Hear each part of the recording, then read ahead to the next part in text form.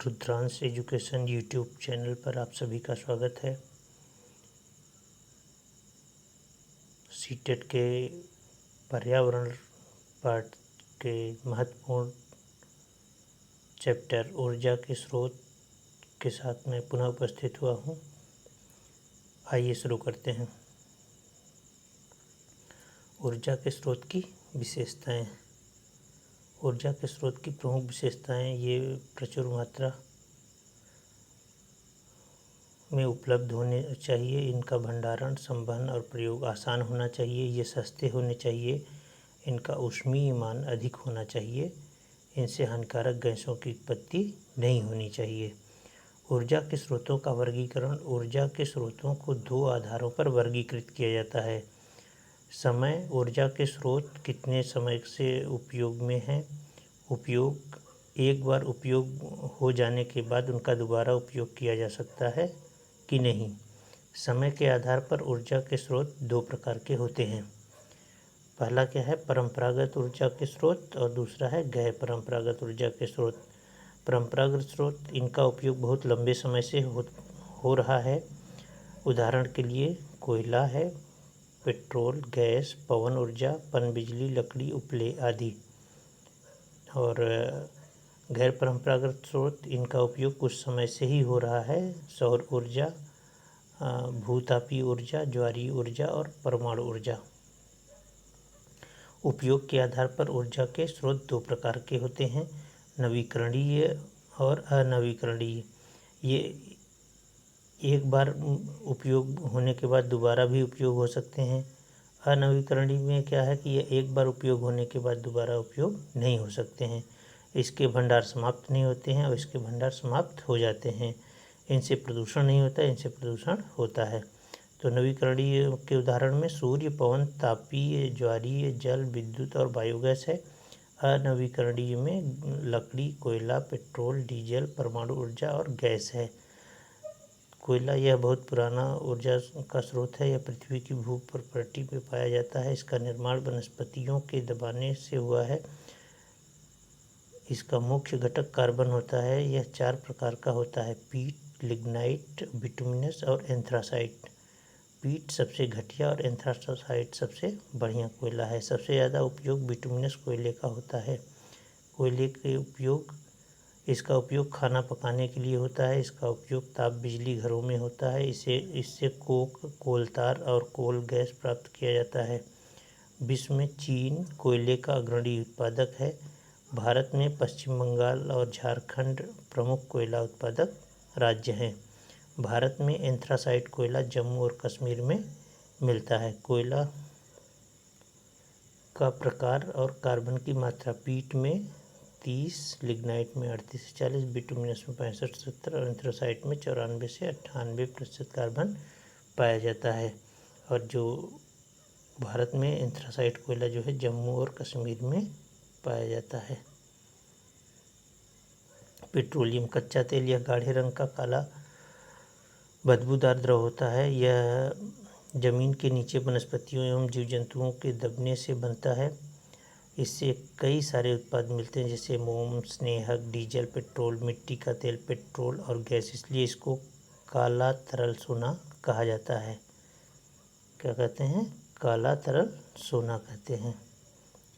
इसके उत्पाद प्राप्त करने के लिए इसको रिफाइनरी, तेल शोधन कारखाना, परिष्करणशाला में भेजा जाता है, जहाँ प्रभाजी आसवन के द्वारा इसके विभिन्न उत्पाद प्राप्त किए जाते हैं। भारत में प्रमुख परिष्करणशालाएँ पानीपत, मथुरा, बरौनी, डिगबोई, बड़ोदरा, बड़ौच, कोच्चि और मंगलुरु में स्थित है। इसका उपयोग प्लास्टिक, डामर और पेंट बनाने में और ड्राई क्लीनिंग में भी किया जाता है। इससे औषधियाँ भी बनाई जाती हैं। रूस, सऊदी अरब, संयुक्त राज्य अमेरिका पेट्रोलियम के प्रमुख उत्पादक देश हैं। भारत में पेट्रोलियम मुख्यतः असम, गुजरात, मुंबई हाई और कृष्णा गोदावरी डेल्टा में मिलता है। प्राकृतिक गैस, ये तेल कूपों से पेट्रोलियम के साथ प्राप्त होती है। कुछ तेल कूपों से तो केवल प्राकृतिक गैसें ही निकलती हैं। इसका मुख्य संघटक मीथेन होता है। रूस, नॉर्वे प्राकृतिक गैस के प्रमुख उत्पादक हैं। भारत में मुंबई हाई, जैसलमेर, कृष्णा गोदावरी डेल्टा और त्रिपुरा में प्राकृतिक गैस पाई जाती है। द्रवित पेट्रोलियम गैस, यह दाब पर द्रवित की गई पेट्रोलियम गैस होती है। इसका मुख्य संगठन ब्यूटेन होता है। इसमें ईथेन और प्रोपेन गैसें भी होती हैं। यह रंगहीन, गंधहीन और ज्वलनशील होती है। इसके रिसाव का पता लगाने के लिए इथाइल मरकैप्टन नामक दुर्गंध युक्त यौगिक मिलाया जाता है। तो इसका ध्यान रखिएगा कि रिसाव का पता लगाने के लिए इथाइल मरकैप्टन नामक दुर्गंध युक्त यौगिक मिलाया जाता है। इससे प्रदूषण नहीं होता है। संपीड़ित प्राकृतिक gas CNG, compressed natural gas, यह प्राकृतिक गैस को उच्च दाब पर दबाने से प्राप्त होती है। इसका मुख्य घटक मीथेन है। यह वाहनों में ईंधन के रूप में प्रयोग की जाती है। इससे प्रदूषण नहीं होता है क्योंकि इसके जलने पर धुआं नहीं निकलता है। इसका उपयोग उद्योगों में भी होता है। जीवाश्म ईंधन, वे ईंधन जो पृथ्वी के अंदर पौधों और जानवरों के अवशेषों पर ताप और दाब के प्रभाव से बनते हैं, जीवाश्म ईंधन कहलाते हैं। इनको बनने में हजारों साल लग जाते हैं। यह अवसादी चट्टानों में पाए जाते हैं। इनका निक्षेप एक दिन खत्म हो सकता है, इसलिए हमें इसका उपयोग उचित रूप में करना चाहिए और व्यर्थ नहीं करना चाहिए। कोयला, पेट्रोलियम और प्राकृतिक गैस जीवाश्म ईंधन हैं। जल विद्युत परियोजना, जल विद्युत पनबिजली ऊर्जा, नदियों के ऊपर बांध बनाकर जल को इकट्ठा किया जाता है। इकट्ठे किए जल को टरबाइन पर गिराया जाता है, जिससे टरबाइन चलता है और बिजली बनती है। जल विद्युत के लाभ, यह सस्ता होती है, इससे प्रदूषण नहीं होता है, यह ऊर्जा का नवीकरणीय स्रोत है। बांधों से लाभ, यह बांध को रोकता है। इकट्ठा हुआ जल खेतों की सिंचाई के काम आता है। बांधों से हानि, इससे बड़े पैमाने पर विस्थापन समस्या उत्पन्न होती है। इससे पर्यावरण संतुलन बिगड़ जाता है। जीव जंतुओं के आवास डूब जाते हैं। यह खर्चीला होता है। पराग्वे, नॉर्वे जल विद्युत उत्पादन में अग्रणी है। भारत के कुछ प्रमुख जल विद्युत केंद्र: दामोदर घाटी निगम, दामोदर नदी पे झारखंड में, भाखड़ नांगल भारत का सबसे ऊंचा बांध है। सतलज नदी हिमाचल प्रदेश पंजाब में है। रिहंद उत्तर प्रदेश में, रिहंद नदी उत्तर प्रदेश में। हीराकुंड विश्व का सबसे लंबा बांध है। यह महानदी उड़ीसा में है। नागार्जुन कृष्णा नदी आंध्र प्रदेश। बगलीहार चिनाब जम्मू और कश्मीर। सरदार सरोवर नर्मदा नदी मध्य प्रदेश। और टिहरी जो है भागीरथी और भिलंगना नदियों के संगम पर है उत्तराखंड में। सौर ऊर्जा, सूर्य की ऊष्मा और प्रकाश से हमें सौर ऊर्जा प्राप्त होती है। सौर ऊर्जा को सौर सेलों द्वारा विद्युत ऊर्जा में बदला जाता है। सौर सेल सिलिकॉन और गैलियम से बने होते हैं। यह उष्णकटिबंधीय देशों के लिए अत्यंत उपयोगी है क्योंकि इन देशों में सौर ऊर्जा प्रचुर मात्रा में उपलब्ध होती है। सौर ऊर्जा का उपयोग, इसका उपयोग खाना बनाने में, पानी गर्म करने में, प्रकाश उत्पन्न करने में और बिजली बनाने में किया जाता है। सौर ऊर्जा के लाभ, यह नवीकरणीय ऊर्जा का स्रोत है। यह असामाप्य है। यह प्रदूषण नहीं करता है। लगभग पूरे वर्ष मिलता है। सौर ऊर्जा से हानि, यह केवल दिन में उपलब्ध होता है। वर्षा और शीत ऋतु में इसकी उपलब्धता कम हो जाती है। यह खर्चीला है। एशिया का सबसे विशाल सौर ताप विद्युत संयंत्र नागपुर में स्थापित किया गया है। वर्ष 2011 में जवाहरलाल नेहरू राष्ट्रीय सोलर मिशन की शुरुआत की गई। सूर्य में नाभिकीय संलयन के कारण ऊर्जा पैदा होती है। सूर्य में मौजूद हाइड्रोजन संलयन हीलियम में होता है। पवन ऊर्जा या वायु ऊर्जा, पवन ऊर्जा का उपयोग प्राचीन समय से हो रहा है। प्राचीन समय में पानी के जहाज पवन ऊर्जा का उपयोग करते थे। पवन की गति ऊर्जा ही पवन ऊर्जा है। इसे पवन चक्की द्वारा प्राप्त किया जाता है। पवन ऊर्जा का उपयोग लोगों को एक जगह से दूसरे जगह ले जाने के लिए इसका उपयोग होता है। विद्युत उत्पादन में इसका उपयोग होता है। भूमिगत जल को ऊपर खींचने में, अनाजों को पीसने में इसका उपयोग होता है। पवन ऊर्जा के लाभ, यह सभी जगह उपलब्ध है। यह नवीकरणीय है। इससे प्रदूषण नहीं होता है।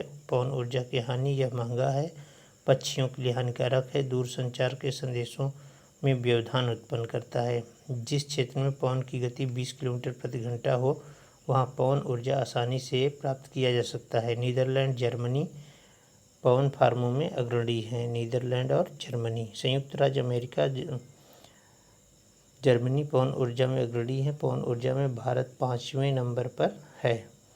भारत में पवन ऊर्जा का उत्पादन तमिलनाडु, आंध्र प्रदेश, गुजरात, कर्नाटक, केरल में होता है। एशिया का सबसे बड़ा पवन फार्म तमिलनाडु के मुप्पनडल में स्थित है।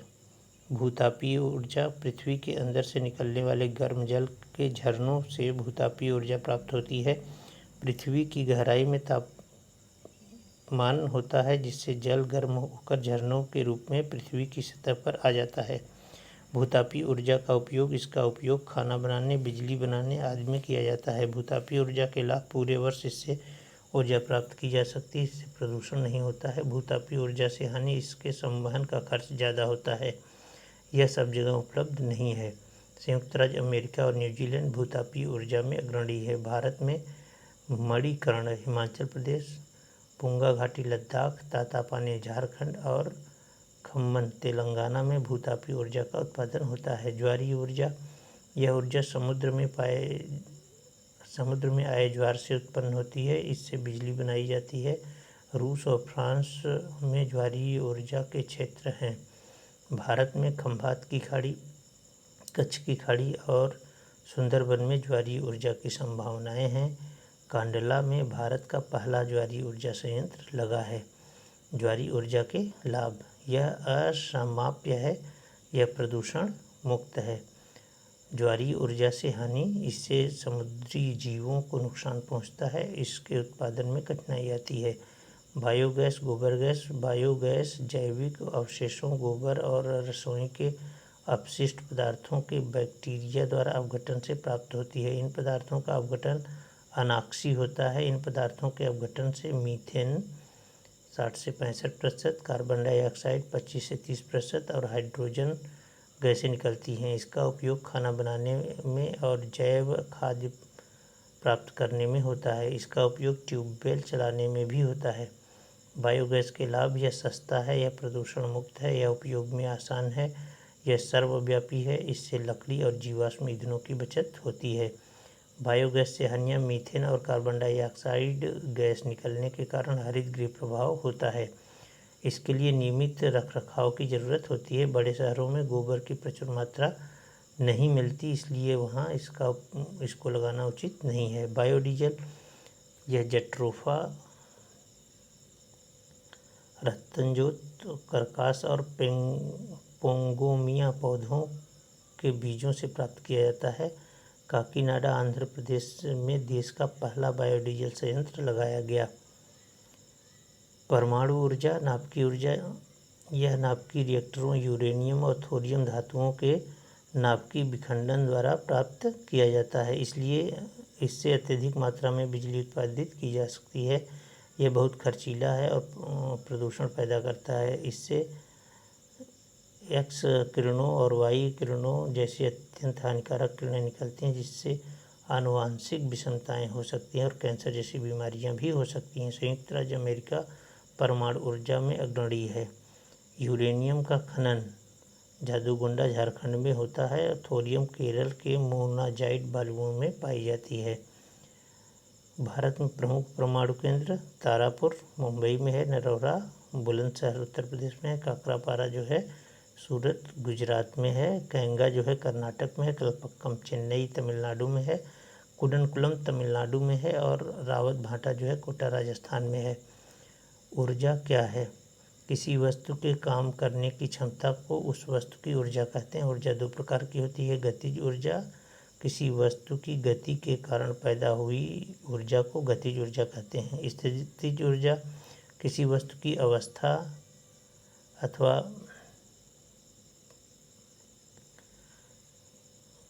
या स्थिति के कारण पैदा हुई ऊर्जा को स्थितिज ऊर्जा कहते हैं। ऊर्जा संरक्षण के नियम, ऊर्जा का न तो निर्माण होता है और न ही विनाश। ऊर्जा का एक रूप से दूसरे रूप में स्थानांतरण होता है। ऊर्जा का हस्तांतरण, लाउड स्पीकर क्या करता है? विद्युत ऊर्जा को ध्वनि ऊर्जा में कन्वर्ट करता है, स्थानांतरित करता है। कोयले का जलना रासायनिक ऊर्जा का ऊष्मा ऊर्जा में, बल्ब का जलना विद्युत ऊर्जा का प्रकाश और ऊष्मा ऊर्जा में। सौर सेल प्रकाश ऊर्जा का विद्युत ऊर्जा में। एलपीजी का जलना रासायनिक ऊर्जा का ऊष्मा ऊर्जा में। ऊर्जा का एसआई मात्रक है जूल।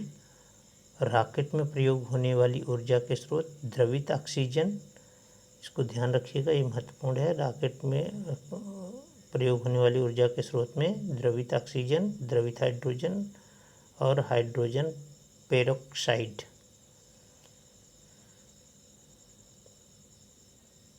इस चैप्टर से जो प्रश्न पूछे गए हैं सीटेट में, कुछ प्रश्न ये हैं। आप लोग इन प्रश्नों का जवाब जो है कमेंट सेक्शन में दीजिएगा, आपको वहाँ पे उसका उत्तर दिया जाएगा। आशा करते हैं कि आप इस पूरे मैटर को देखने के बाद इन प्रश्नों का उत्तर कमेंट सेक्शन में ज़रूर देंगे। और अगर वीडियो आपको पसंद आता है तो लाइक करिएगा, शेयर करिएगा, और जो हमारे मित्र ऐसे हैं जो कि अभी चैनल को सब्सक्राइब नहीं किए हैं, पहली बार चैनल पे आए हैं, तो आप इस चैनल को सब्सक्राइब ज़रूर कर लें। धन्यवाद।